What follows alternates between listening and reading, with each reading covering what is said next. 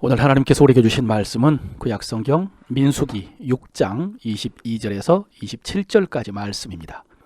여호와께서 모세에게 말씀하여 이르시되 아론과 그의 아들들에게 말하여 이르기를 너희는 이스라엘 자손을 위하여 이렇게 축복하여 이르되 여호와는 내게 복을 주시고 너를 지키시기 원하며 여호와는 그의 얼굴을 내게 비추사 은혜 베푸시기를 원하며 여호와는 그 얼굴을 내게로 향하여 드사 평강 주시기를 원하노라 할지니라 하라.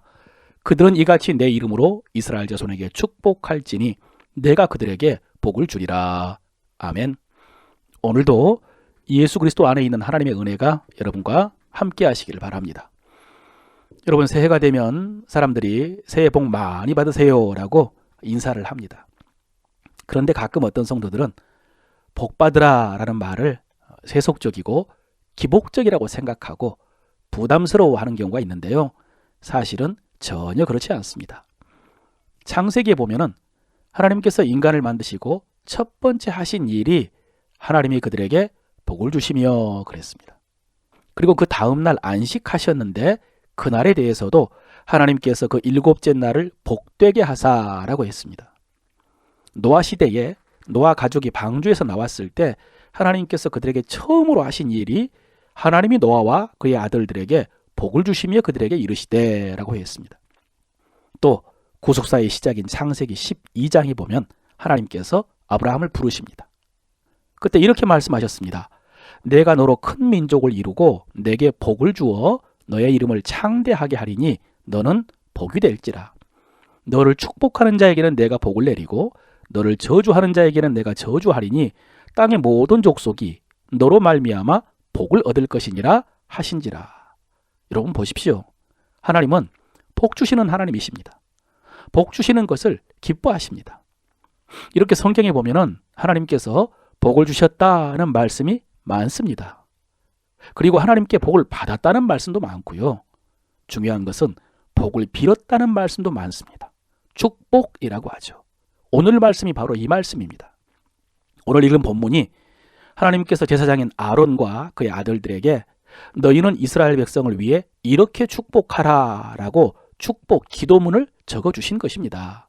여호와는 내게 복을 주시고 너를 지키시기 원하며 여호와는 그의 얼굴을 내게 비추사 은혜 베푸시기를 원하며 여호와는 그 얼굴을 내게로 향하여 드사 평강 주시기를 원하노라 할지니라.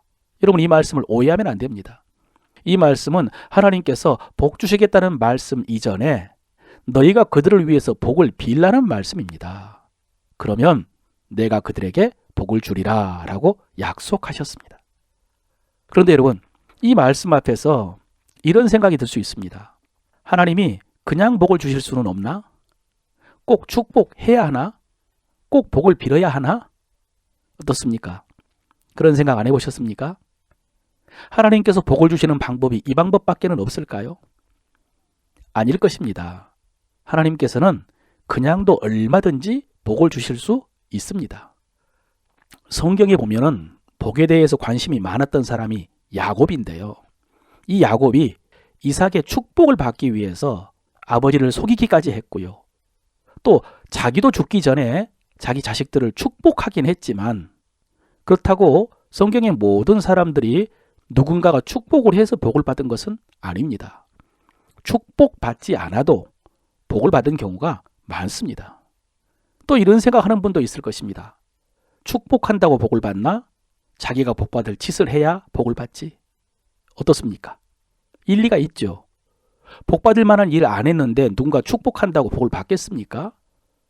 그것은 하나님의 공의가 아닌 것 같은 생각이 듭니다.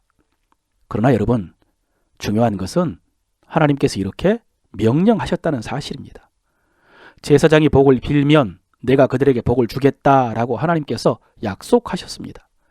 그러면 우리는 그 방법을 인정하고 받아들여야 됩니다. 순종해야 됩니다. 우리의 지혜보다 하나님의 지혜가 더 크고 오묘하다는 것을 인정해야 합니다.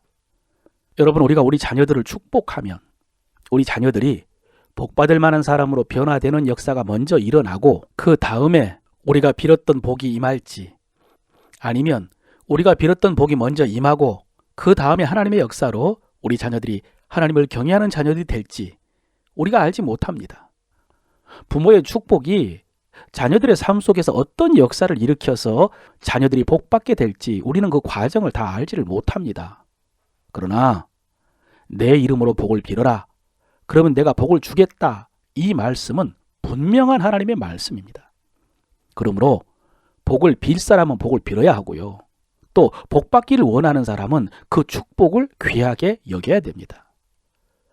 여러분, 오늘 하나님께서 모세에게 백성을 축복하라 라고 말씀하지 않고 성막에서 제사하는 제사장 아론과 그의 아들들에게 백성을 축복하라 라고 하셨으면 거기에는 하나님의 뜻이 있을 것입니다. 하나님께서 목회자에게 교인들을 축복하라 라고 하셨으면 거기에도 하나님의 뜻이 있을 것입니다. 사랑하는 성도 여러분, 그 축복을 귀히 여기시길 바랍니다. 그 축복을 사모하시길 바랍니다. 그리고 그 축복을 통해서 하나님께서 복 주실 것을 기대하시기를 바랍니다. 그런데 여러분, 이게 끝이 아닙니다. 베드로전서 2장 5절에 보면요, 너희도 산돌같이 신령한 집으로 세워지고 예수 그리스도로 말미암아 하나님이 기쁘시게 받으실 신령한 제사를 드릴 거룩한 제사장이 될지니라 그랬습니다. 쉽게 말씀드리면 이런 말씀입니다. 이제는 너희가 예수 그리스도로 말미암아 거룩한 제사장이 되었으니 제사장처럼 살아라. 이런 말씀입니다. 한번 따라 하실까요? 우리는 거룩한 제사장입니다. 우리는 왕 같은 제사장입니다. 그렇습니다, 여러분. 우리는 예수 그리스도를 통해서 구원만 받은 것이 아니라 예수 그리스도를 통해서 하나님의 자녀가 되었을 뿐만 아니라 왕 같은 제사장이 되었습니다. 아멘. 예. 그리고 제사장의 사명이 여러 가지가 있지만 그 중에 중요한 것이 오늘 말씀입니다. 축복하는 것. 그래서 오늘 말씀은 우리 모두가 순종해야 할 말씀입니다. 아론과 그의 아들들에게만 해당되는 말씀이 아니라 우리에게 주신 말씀입니다. 이 베드로 사도가요 3장 9절에 이렇게 말씀하십니다. 악을 악으로 욕을 욕으로 갚지 말고 도리어 복을 빌라. 이를 위하여 너희가 부르심을 받았으니 이는 복을 이어받게 하려 하심이라. 이를 위하여 너희가 부르심을 받았다. 그렇습니다, 여러분. 이제 우리는 복을 비는 자로, 축복하는 자로 부름을 받았습니다. 그러니 이 부름의 사명을 감당하시기를 바랍니다. 그중에 특별히 여러분 가정을 축복하십시오.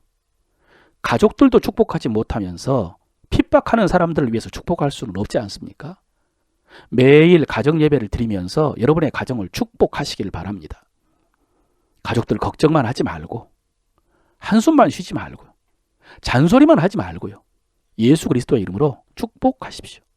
이렇게 먼저 가족들을 대상으로 축복하는 연습을 하시길 바랍니다. 그리고 점점 그 대상을 넓히시길 바랍니다.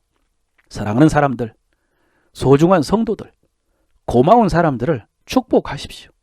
전도하려는 사람들도 매일 축복하시고 그리고 다음에 만나면 축복하고 있다고, 기도하고 있다고, 분명히 하나님께서 복을 주실 것이다 라고 말해 주십시오. 복을 받지 못하면 어떡하나? 여러분 걱정하지 마시고 축복하십시오.